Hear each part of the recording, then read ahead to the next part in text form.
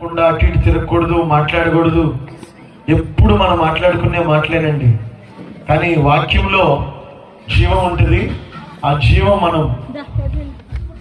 మనల్ని బ్రతికిస్తుంది. కనుక కొద్ది నిమిషాలు వాక్యాన్ని ధ్యానం చేద్దాం. ద్వితీయోపదేశకాండం 8వ అధ్యాయంలో కొన్ని మాటలు ఉన్నాయి.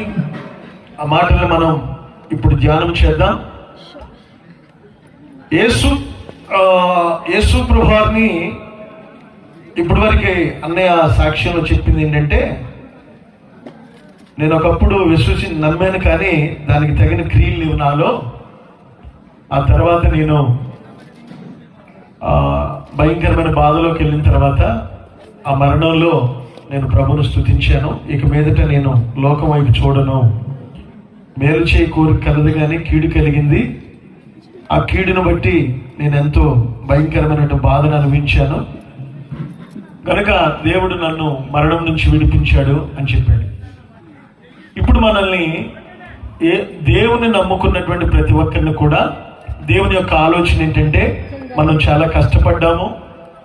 ఆయన నామ నిమిత్తం నిందలు, అవమానాలు, శ్రమలు, శోధనలు, ఇరుకులు, ఇబ్బందులు అన్నీ కూడా మనం పొందుకున్నాం. పేదరికాన్ని అనుభవించాం, దారిద్ర్యాన్ని అనుభవించాం, కన్నీళ్లు, శోధనలు, వ్యాధులు, బలహీనతలు. ప్రతి మనిషి కూడా ఇవన్నీ ఎదుర్కొంటాం. ఈ లోకంలో అవన్నీ ఉన్నాయి.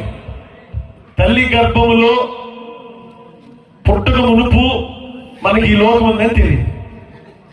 తల్లి గర్భములో నుండి బయటకు వచ్చిన తర్వాత, ఊహ వచ్చిన తర్వాత ఇది ఒక లోకం అని తెలిసింది.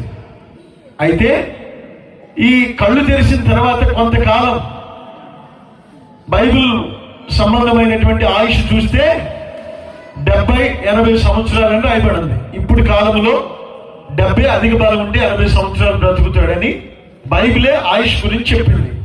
దేవుడు మన ఆయుష్కి లాక్ చేశాడు. గమనించాలి, దేవుడు మన ఆయుష్కి లాక్ చేశాడు. ఆ లాక్ తీయాలంటే ఆయన దగ్గరికి వెళ్ళాలి. మొదటి మనిషి 1000 సంవత్సరాలు, సుమారు 30 సంవత్సరాలు తక్కువ 1000 సంవత్సరాలు బ్రతికాడు మనిషి. ఇప్పుడు ఆ తర్వాత పాపం చేత మన ఆయుష్ కుదించబడుకుంటూ వచ్చింది. ప్రతి విధమైనటువంటి దేవునికి విరోధమైన కార్యాలు, వివిధ తంత్రాలు చేసుకొని మనం ఆయుష్ని పాడు చేసుకున్నాం. ఇప్పటికి వచ్చాక బైబిల్లో 70 సంవత్సరాలు అధిక బలం ఉంటే 80 అని చెప్తుంది. మా ఆయుష్కాలం కీర్తనలు 90 కీర్తన 10 వచనం. మా ఆయుష్కాలం 70 అధిక బలం ఉంటే. నేనైతే 80 సంవత్సరాలు బ్రతకాలని కోరుకోవట్లేదు. నేను